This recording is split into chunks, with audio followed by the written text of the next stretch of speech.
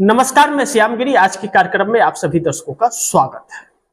Supreme court कब तक करेगा इंतजार? बड़ी महत्वपूर्ण चर्चा है कि आखिर सुप्रीम कोर्ट के ऊपर आकर के निगाहें टिक जाती हैं। हर कोई इंसाफ मांगने जाता है, लेकिन इंसाफ किसी को मिलता है, किसी को नहीं मिलता है। अलग अलग तरह की चर्चाएं होती रहती हैं, लेकिन सुप्रीम कोर्ट कब करेगा इंतजार या कोई फैसला भी लेगा, यह चर्चा क्यों शुरू हो गई? क्योंकि राहुल गांधी ने एक और धमाकेदार ऐलान किया है हरियाणा चुनाव को लेकर के कि जल्द हरियाणा चुनाव की चोरी का खुलासा करेंगे कि हरियाणा चुनाव में चोरी हुई है। चुनाव आयोग और भाजपा की नींदें उड़ गई है राहुल गांधी के खुलासे के बाद, लेकिन सुप्रीम कोर्ट तमाशा देखता रहेगा।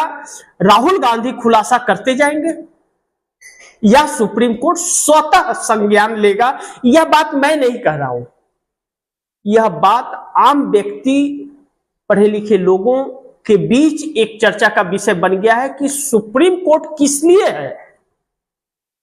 क्या वह अपने पावर को भूल गया है या संविधान को वह भी नरेंद्र मोदी की तरह हटा करके अलग किसी बंद कोठरी में बंद कर दिया है, या लोकतंत्र की उसे चिंता है भी या नहीं? क्योंकि सुप्रीम कोर्ट ने यह कहा था कि चुनाव आयोग एक संवैधानिक संस्था है। जब एसआईआर को लेकर के सुप्रीम कोर्ट में मामला पहुंचा, सुप्रीम कोर्ट 2-3 बार निवेदन करता रहा चुनाव आयोग को कि आप आधार कार्ड को मान्य कर लीजिए, राशन कार्ड को, वोटर आईडी कार्ड को मान्य कर लीजिए। उसने से इनकार कर दिया, हलफनामा दे दिया कि हम बात मानने के लिए बाध्य नहीं है। आखिरी में सुप्रीम कोर्ट ने आदेश दिया कि आधार कार्ड को 11 डॉक्यूमेंट में शामिल करना पड़ेगा। अपने आदेश में सुप्रीम कोर्ट ने लिखा, लेकिन चुनाव आयोग को आदेश देते देते एसआईआर का आखिरी वीक तकरीबन आने लगा और 10 दिन के आसपास बचा था, और चुनाव आयोग ने अपने अधिकारियों को, बीएलओ को, जो डॉक्यूमेंट अपलोड करते, उन्हें आदेश ही नहीं दिया कि आधार कार्ड मान्य करो।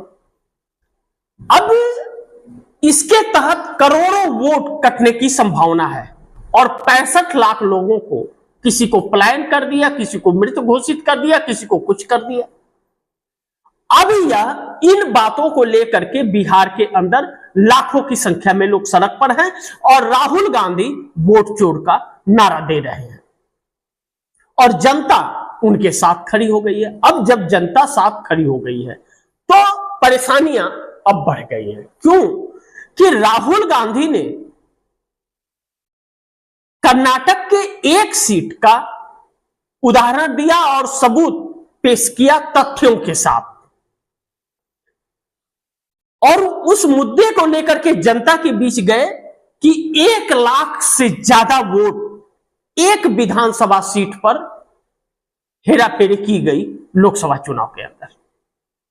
अब ऐसे में राहुल गांधी अब कह रहे हैं कि 80 लोकसभा सीटों पर तकरीबन गड़बड़ियां की गई हैं, जिसमें वाराणसी की भी सीट मुख्य है, जो नरेंद्र मोदी जी इस कॉन्स्टिट्यूएंसी से आते हैं, और वाराणसी की भी जांच करा रहे हैं राहुल गांधी, और 80 लोकसभा सीटों का भी करा रहे हैं। लेकिन साथ ही साथ जिस महाराष्ट्र में भारी मात्रा में हुई हेराफेरी, 1 करोड़ वोट तकरीबन शाम को 5 बजे के बाद पड़े, वहां की भी जांच राहुल गांधी करा रहे हैं।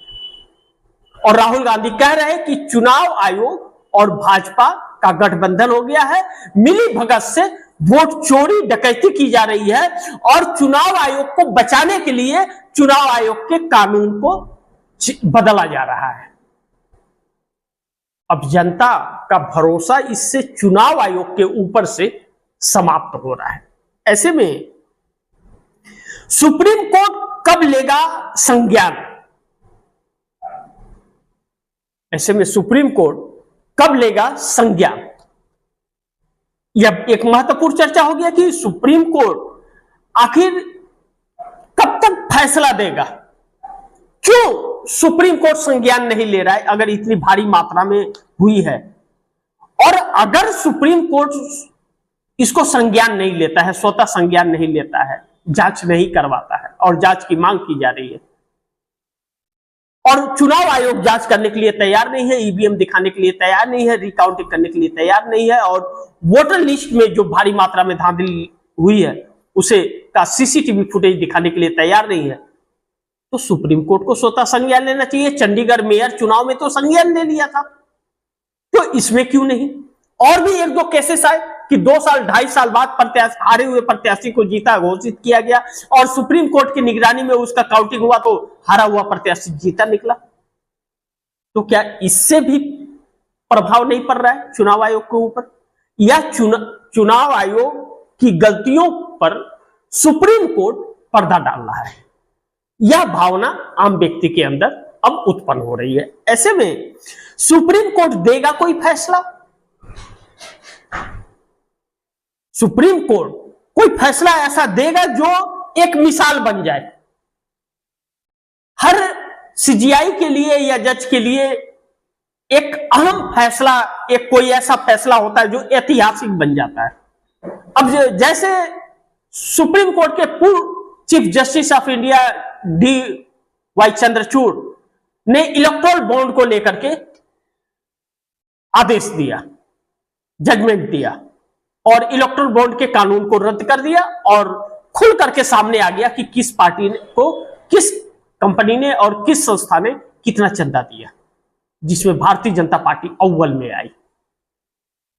तो वैसे सुप्रीम कोर्ट देगा कोई फैसला चुनाव आयोग के खिलाफ कि चुनाव आयोग के लिए भी एक सबक हो जाए? यह एक बहुत महत्वपूर्ण मुद्दा है।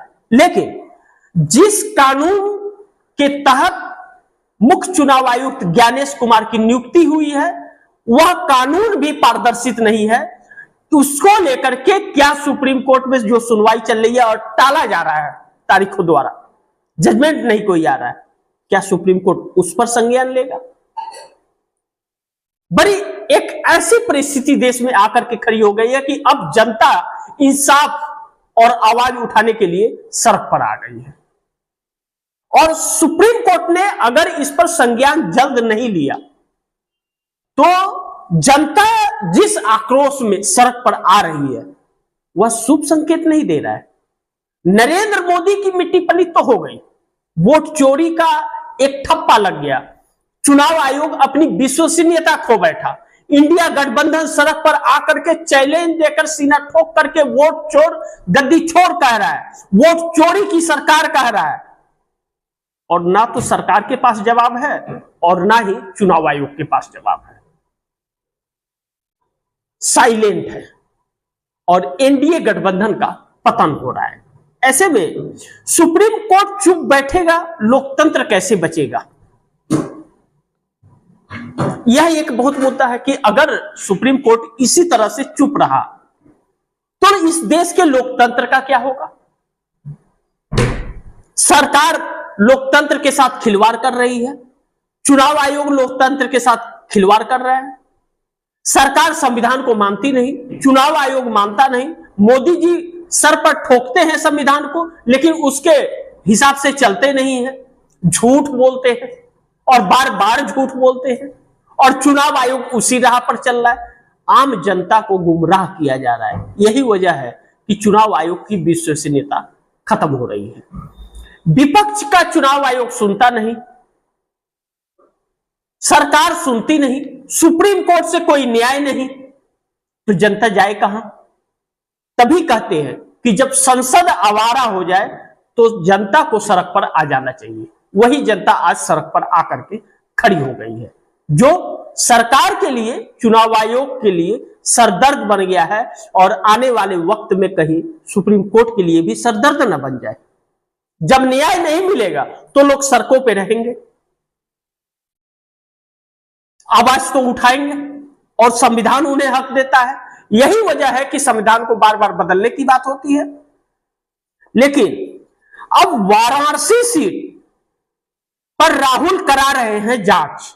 नरेंद्र मोदी की वाराणसी सीट जो है वहां पर राहुल गांधी उस सीट की जांच करा रहे हैं कि जो नरेंद्र मोदी कई राउंड तक पीछे चल रहे थे, वह चुनाव आयोग के वेबसाइट बंद हो जाने से धीमा काउंटिंग होने के बाद कैसे अचानक 1.5 लाख वोट से जीत गए। और उस सीट पर 1.5 लाख तकरीबन वोट ज्यादा गिने गए हैं, जितना वोट पड़े उससे ज्यादा वोट गिने गए हैं। और वाराणसी की जनता अजय राय जो कांग्रेस के प्रत्याशी थे उनको सांसद मान ली है, नरेंद्र मोदी को सांसद नहीं मानती। अब नरेंद्र मोदी क्या मुंह दिखाएंगे वाराणसी में जाकर के। तो समस्याएं उलझती जा रही हैं और सुप्रीम कोर्ट शांत है, चुप है। लेकिन सुप्रीम कोर्ट की चुप्पी बहुत बड़ा संकट खड़ा कर सकता है।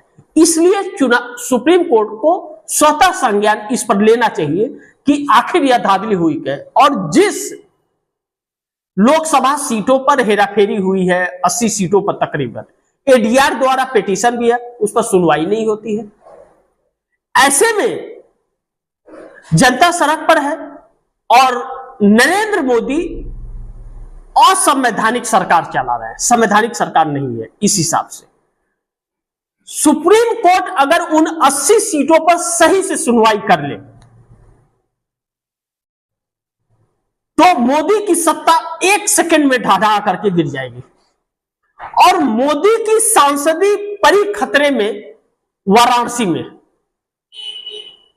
राहुल गांधी जो जांच करा रहे हैं और वहां पर अगर मधुपुरा जो कर्नाटक की सीट पर हुआ हेराफेरी, वही हेराफेरी अगर वाराणसी सीट पर निकली तो नरेंद्र मोदी की सांसदी भी खतरे में आ जाएगी।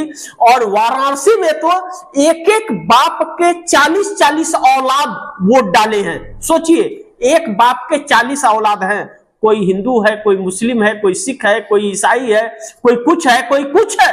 40 साल का बाप और 80 साल का बेटा, सोचिए वाराणसी में ऐसे ऐसे वोट पड़े हैं। और गुजरात से आकर के पूरे वाराणसी के अंदर होटलों और धर्मशाला में ठहर ठहर के लोग वोट डाल के गए हैं। इस तरह की बातें चल रही हैं। तो ऐसे में मोदी की सांसदी भी खतरे में पड़ गई वाराणसी सीट से। नरेंद्र मोदी कहते थे मां गंगे ने मुझे बुलाया, मैं मां गंगे का बेटा हूं, मां गंगे ने गोद लिया है। जो ढकोसला फैलाया था सब निकल गया। राहुल गांधी ने इसीलिए कहा यही है गुजरात मैटर, डाका डालना मेरा काम। अब ऐसे में समस्याएं बढ़ती जा रही हैं और यह समस्याएं अब नरेंद्र मोदी सरकार के लिए मुसीबत बनती जा रही है। देखना बहुत दिलचस्प होगा कि क्या होता है। जो भी होगा खबरें आप दर्शकों तक लेकर आते रहूंगा। आप दर्शक लगातार खबरों पर निगाहें बनाए रखिए और आप दर्शकों की क्या राय है कमेंट में जरूर दीजिएगा। लेकिन इस खबर को ज्यादा से ज्यादा शेयर कीजिएगा, अपने दोस्तों को भी कहिएगा आगे शेयर करें। आपने अगर चैनल को सब्सक्राइब नहीं किया सब्सक्राइब कर लीजिएगा, अपने दोस्तों को भी कहिएगा चैनल को सब्सक्राइब करें। मिलते हैं फिर अगली खबर के साथ, तब तक के लिए नमस्कार।